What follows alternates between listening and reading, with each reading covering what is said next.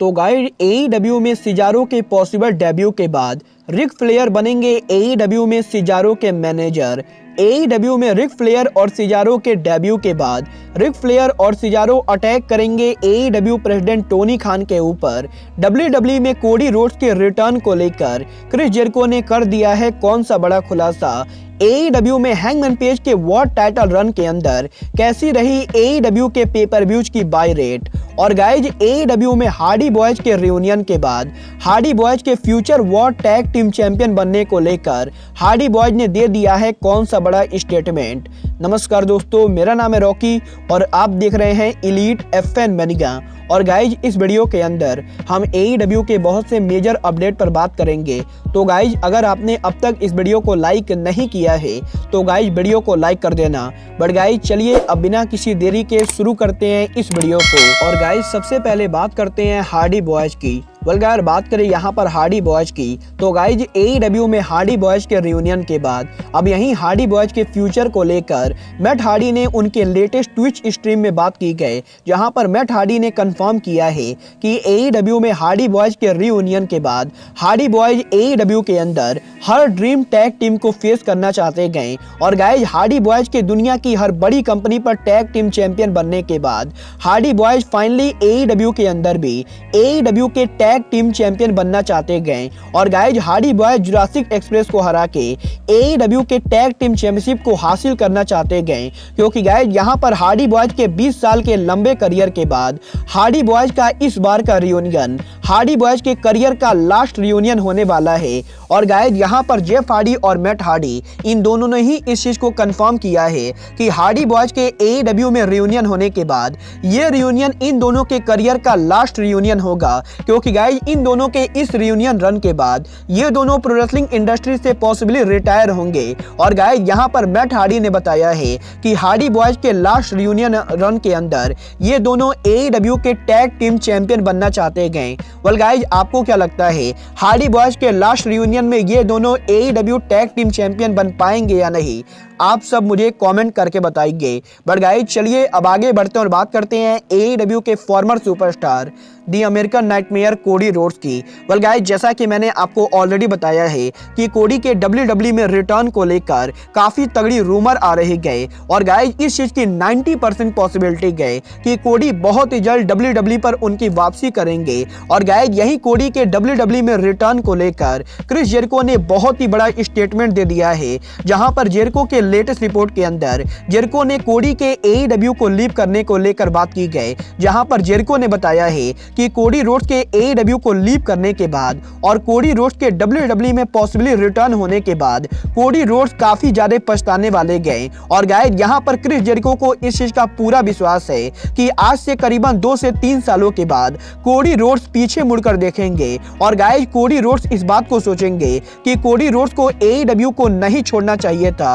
और guys Cody Rhodes को AEW जैसी कंपनी को छोड़ के WWE पर वापस नहीं आना चाहिए था। और गाइज यहां पर जेरिको ने काफी तगड़ा स्टेटमेंट दिया है कि कोडी के WWE में जाने के बाद कोडी रोड्स बहुत ही ज्यादा पछताने वाले गए, जिसका मतलब कि यह बिल्कुल ही क्लियर होता है कि जेरिको को पर्सनली ऐसा लगता है कि कोडी WWE में जाकर एक बार फिर से जॉबर बनेंगे। और गाइज WWE कोडी के करियर को एक बार फिर से बर्बाद करेगी। गाइज मैं क्रिस जेरिको के इन बातों से काफी हद तक एग्री करता हूं। और गाइज मुझे भी पर्सनली ऐसा लगता है कि WWE में कोडी के रिटर्न होने के बाद WWE करीबन 6 महीनों तक कोडी को काफी तगड़ा पुश देगी। और गाइज 6 महीनों तक तगड़ा पुश देने के बाद WWE कोडी को फिर से धीरे धीरे जॉबर बना देगी। और गाइज मुझे भी इस चीज के तगड़े चांसेस लगते गए कि कोडी फ्यूचर में इस चीज को लेकर पछताने वाले गए कि उन्होंने WWE के लिए AEW को क्यों छोड़ा था। गाइज ये तो बात हुई कोडी रोड्स की। बट गाइज चलिए अब आगे बढ़ते हैं और बात करते हैं AEW के current world champion hangman Adam page की। गाइस बात करें यहाँ पर हैंगमैन पेज की तो गाइज यहाँ पर आपको भी ये बात पता होगी कि जब से hangman page AEW world champion बने गए तब से सोशल मीडिया पर काफी सारे फैंस का मानना है कि AEW को हैंगमैन पेज का अभी वर्ल्ड चैंपियन बनाना AEW की बहुत ही बड़ी गलती गए। और गाइज यहाँ पर बहुत सारे लोगों को लगता है कि हैंगमैन पेज AEW के वर्ल्ड चैंपियन होना डिजर्व नहीं करते गए। और गाइज हैंगमैन पेज के वर्ल्ड चैंपियन होने की वजह से AEW कंपनी पर निगेटिव इफेक्ट पड़ेगा।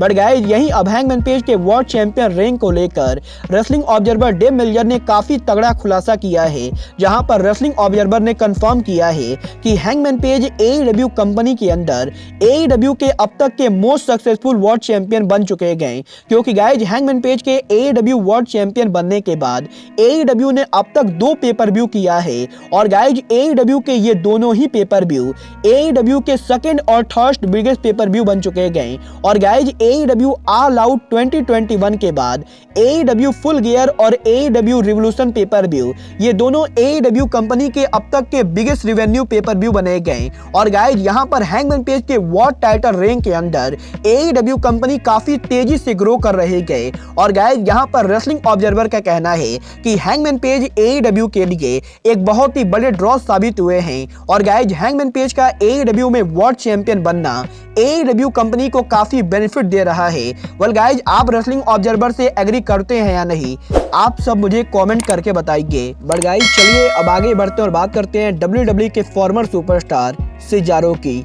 वेल गाइस बात करें यहाँ पर सिजारो की, तो गाइस जैसा कि आप सभी को मालूम होगा, सिजारो के WWE से रिलीज होने के बाद बहुत सारे फैंस ये चाहते गए कि सिजारो भी AEW को ज्वाइन करे। और गाइस यहाँ पर टोनी खान के इंटरव्यू के अंदर भी टोनी खान ने सिजारो के डेब्यू को टीच किया था। और गाइस यही सिजारो के AEW में डेब्यू के इन सभी अपडेट्स के बाद अब यही WWE के 2 time hall of famer the nature boy Ric Flair ने उनके लेटेस्ट पॉडकास्ट के अंदर सिजारो के AEW में डेब्यू के पॉसिबल आइडिया को पेश किया है, जहां पर रिक फ्लेयर ने बताया है कि अगर सिजारो AEW में डेब्यू करते गए तो गाइस रिक फ्लेयर पर्सनली चाहते गए कि रिक फ्लेयर सिजारो के AEW में डेब्यू करने के बाद रिक फ्लेयर AEW में जाकर सिजारो के मैनेजर बने और गाइस ये दोनों AEW के डायनामाइट शो को इन्वाइट करे, जिसके बाद कि AEW के प्रेसिडेंट टोनी खान रिंग में आके रिक फ्लेयर और सिजारो को कन्फ्रंट करे। और गाइस इसके बाद रिक फ्लेयर टोनी खान के ऊपर पीछे से अटैक करेंगे, जिसके बाद कि सिजारो स्विम के साथ टोनी खान पर अटैक करेंगे। और गाइस रिक फ्लेयर पर्सनली चाहते गए कि रिक फ्लेयर और सिजारो AEW के डायनामाइट शो के ऊपर टोनी खान के ऊपर अटैक करके टोनी खान को हॉस्पिटल पहुंचा दे। और गाइस यहां पर रिक फ्लेयर का मानना है कि अगर AEW में ये आइडिया पिच होता है तो गाइस डेफिनेटली ये आइडिया बहुत ही बड़ा हिट होगा। और guys Ric Flair personally AEW के अंदर सिजारो के मैनेजर बनना चाहते गए। वेल गाइस आप सभी को रिक फ्लेयर का ये आइडिया कैसा लगा, आप सब मुझे कमेंट करके बताइए। और गाइज आपको क्या लगता है, टोनी खान को सिजारो और रिक फ्लेयर को AEW में लाना चाहिए या नहीं, आप सब मुझे ये भी कमेंट करके बताइए। और गाइज टोनी खान का AEW के ऑन स्क्रीन पर अपीयर होना AEW कंपनी के लिए बेनिफिट होगा या नहीं, आप सब मुझे ये भी कमेंट करके बताइए। बट गाइज अब आज के इस वीडियो में बस इतना ही, मैं मिलता हूँ आपसे अपने अगले वीडियो में। बट गाइज तब तक के लिए just like Kenny Omega says, goodbye, good night and bang.